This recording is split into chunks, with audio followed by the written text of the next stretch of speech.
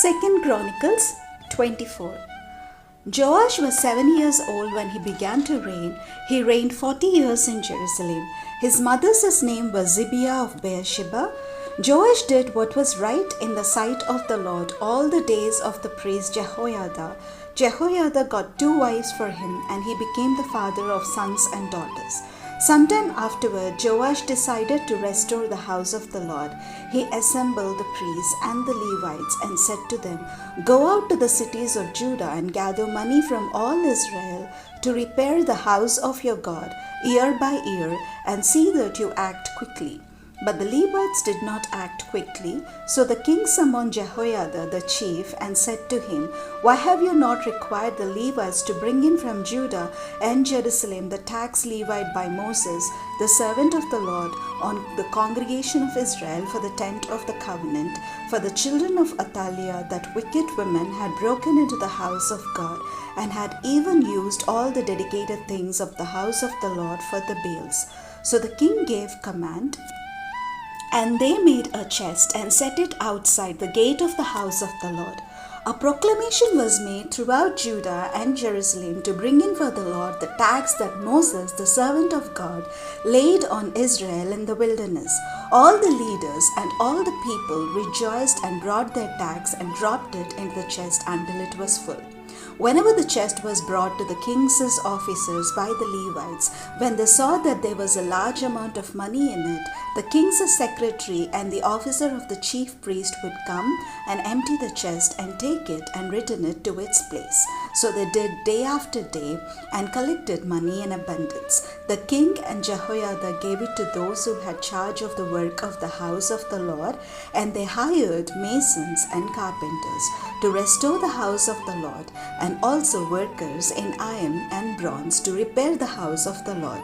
So those who were engaged in the work labored, and the repairing went forward at their hands. And they restored the house of God to its proper condition and strengthened it.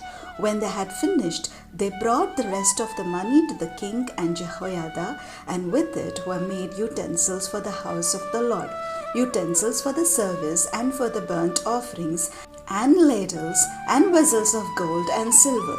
They offered burnt offerings in the house of the Lord regularly all the days of Jehoiada. But Jehoiada grew old and full of days and died. He was 130 years old at his death. And they buried him in the city of David among the kings, because he had done good in Israel and for God and his house. Now after the death of Jehoiada, the officials of Judah came and did obeisance to the king. Then the king listened to them. They abandoned the house of the Lord, the God of their ancestors, and served the sacred poles and the idols, and wrath came upon Judah and Jerusalem for this guilt of theirs. Yet he sent prophets among them to bring them back to the Lord. They testified against them, but they would not listen. Then the Spirit of God took possession of Zechariah, son of the priest Jehoiada. He stood above the people and said to them, "Thus says God, why do you transgress the commandments of the Lord, so that you cannot prosper? Because you have forsaken the Lord, he has also forsaken you." But they conspired against him, and by command of the king they stoned him to death in the court of the house of the Lord. King Joash did not remember the kindness that Jehoiada, Zechariah's father, had shown him, but killed his son. As he was dying, he said, "May the Lord see and avenge." At the end of the year, the army of Aram came up against Joash. They came to Judah and Jerusalem and destroyed all the officials of the people from among them, and sent all the booty they took to the king of Damascus. Although the army of Aram had come with few men, the Lord delivered into their hand a very great army, because they had abandoned the Lord, the God of their ancestors. Thus they executed judgment on Joash. When they had withdrawn, leaving him severely wounded, his servants conspired against him because of the blood of the son of the priest Jehoiada, and they killed him on his bed. So he died, and they buried him in the city of David, but they did not bury him in the tombs of the kings. Those who conspired against him were Zabad, son of Shimeath, the Ammonite, and Jehozabad, son of Shimrith, the Moabite. Accounts of his sons and of the many oracles against him. and of the rebuilding of the house of God are written in the commentary on the book of the Kings, and his son Amaziah succeeded him. 2 Chronicles 25. Amaziah was 25 years old when he began to reign, and he reigned 29 years in Jerusalem. His mother's name was Jehoadan of Jerusalem. He did what was right in the sight of the Lord, yet not with a true heart. As soon as the royal power was firmly in his hand, he killed his servants who had murdered his father the king. But he did not put their children to death, according to what is written in the law, in the book of Moses, where the Lord commanded, "The parents shall not be put to death for the children, or the children be put to death for the parents, but all shall be put to death for their own sins." Amaziah assembled the people of Judah and set them by ancestral houses under commanders of the thousands and of the hundreds for all Judah and Benjamin. He mustered those 20 years old and upward, and found that there were 300,000 picked troops fit for war, able to handle spear and shield. He also hired 100,000 mighty warriors from Israel for 100 talents of silver. But a man of God came to him and said, "O king, do not let the army of Israel go with you, for the Lord is not with Israel, all these Ephraimites. Rather go by yourself and act. Be strong in battle, or God will fling you down before the enemy, for God has power to help or to overthrow." Amaziah said to the man of God, "But what shall we do about the 100 talents that I have given to the army of Israel?" The man of God answered, "The Lord is able to give you much more than this." Then Amaziah discharged the army that had come to him from Ephraim, letting them go home again. But they became very angry with Judah and returned home in fierce anger. Amaziah took courage and led out his people. He went to the valley of Salt and struck down 10,000 men of Seir. The people of Judah captured another 10,000 alive, took them to the top of Selah, and threw them down from the top of Selah, so that all of them were dashed to pieces. But the men of the army whom Amaziah sent back, not letting them go with him to battle, fell on the cities of Judah from Samaria to Beth Horon. They killed 3,000 people in them and took much booty. Now after Amaziah came from the slaughter of the Edomites, he brought the gods of the people of Seir, set them up as his gods, and worshipped them, making offerings to them. The Lord was angry with Amaziah and sent to him a prophet who said to him, "Why have you resorted to a people's God who could not deliver their own people from your hand?" But as he was speaking, the king said to him, "Have we made you a royal counselor? Stop. Why should you be put to death?" So the prophet stopped, but said, "I know that God has determined to destroy you, because you have done this and have not listened to my advice." Then King Amaziah of Judah took counsel and sent to King Joash, son of Jehoahaz, son of Jehu of Israel, saying, "Come, let us look one another in the face."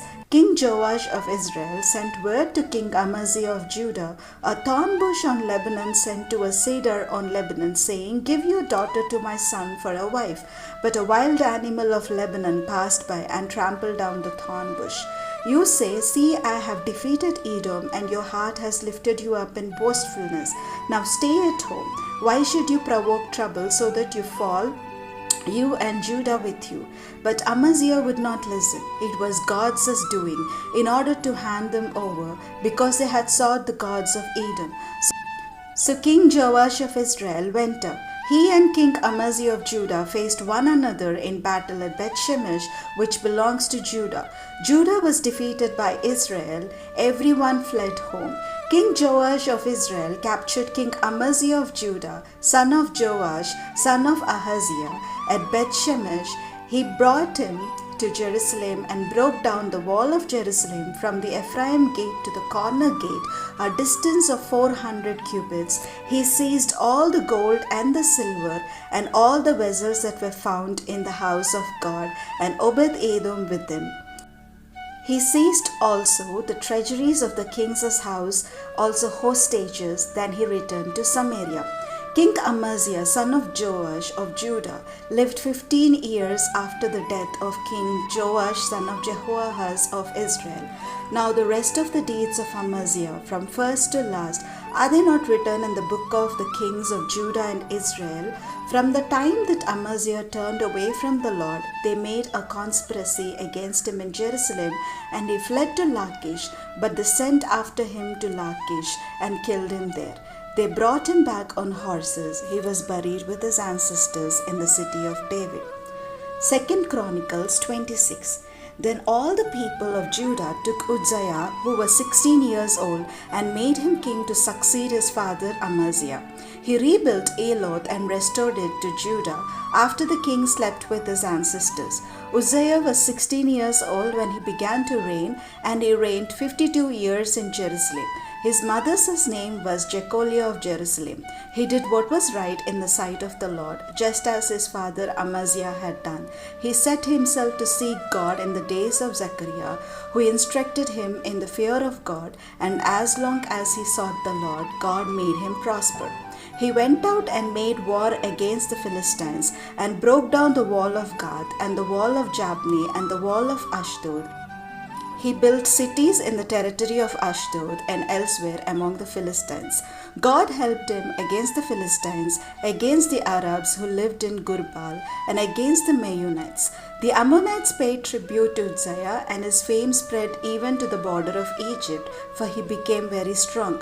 Moreover, Uzziah built towers in Jerusalem at the corner gate, at the valley gate, and at the angle, and fortified them. He built towers in the wilderness and hewed out many cisterns, for he had large herds both in Shephelah and in the plain, and he had farmers and vine dressers in the hills and in the fertile lands, for he loved the soil. Moreover, Uzziah had an army of soldiers fit for war in divisions according to the numbers in the muster made by the secretary Jael and the officer Maaseiah under the direction of Hananiah, one of the king's commanders. The whole number of the heads of ancestral houses of mighty warriors was 2,600. Under their command was an army of 307,500 who could make war with mighty power to help the king against the enemy.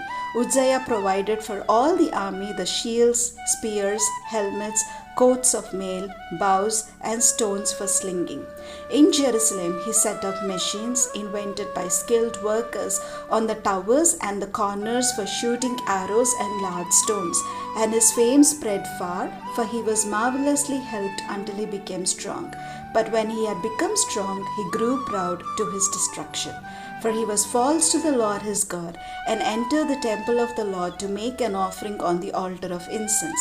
But the priest Azariah went in after him, with 80 priests of the Lord who were men of valor. They withstood King Uzziah and said to him, "It is not for you, Uzziah, to make offering to the Lord, but for the priests, the descendants of Aaron, who are consecrated to make offering.